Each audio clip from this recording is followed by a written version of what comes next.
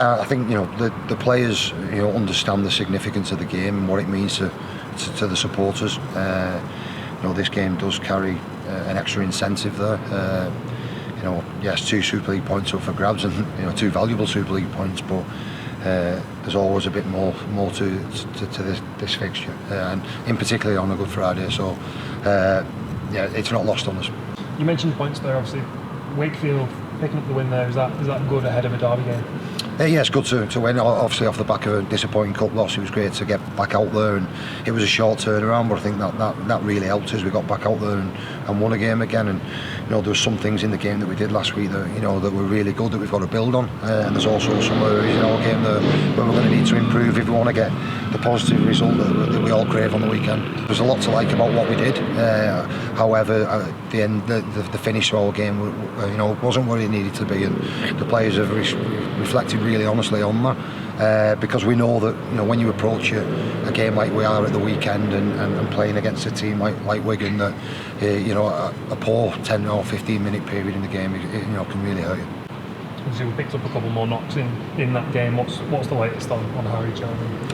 Yeah, well, Harry's going for a scan, and pretty much as I stand here now, and we're hoping for good news, but it's probably unlikely that he will feature at the weekend. Joe Batchelor picked up a knock, and we're going to see whether he can train tomorrow and give him all the time that we need. Mark Percival should come back in this week, which is a huge boost for us, and again we're still waiting on Darryl Clark.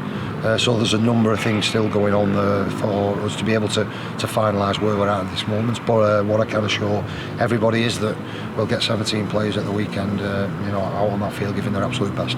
George Whitby, does that performance put him in contention to play here? Yeah, absolutely, and he's a brilliant young lad. He's actually very similar to Johnny Lomax in his professionalism, the way he prepares, and you're not going to go far wrong there when you have a role model, like Johnny. But he showed on the weekend. He's mature beyond his years. He's a very calm player.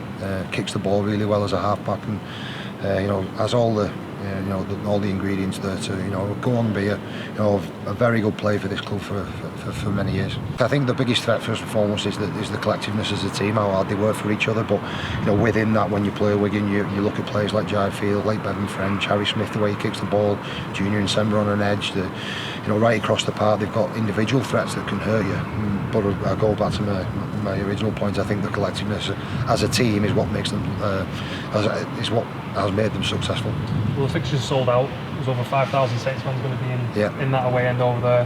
What would you tell them before this game? Well, they'll come and make some noise. The players will give their absolute best for them, and I know our supporters will do exactly that. And they're really looking forward to it. I think it's been sold out for a number of weeks now, and this fixture, this is the one fixture in the Super League calendar that pretty much does sell itself. There's no need for any marketing, anything like that. It's Saints Wigan, it's Good Friday, and everybody wants to be there.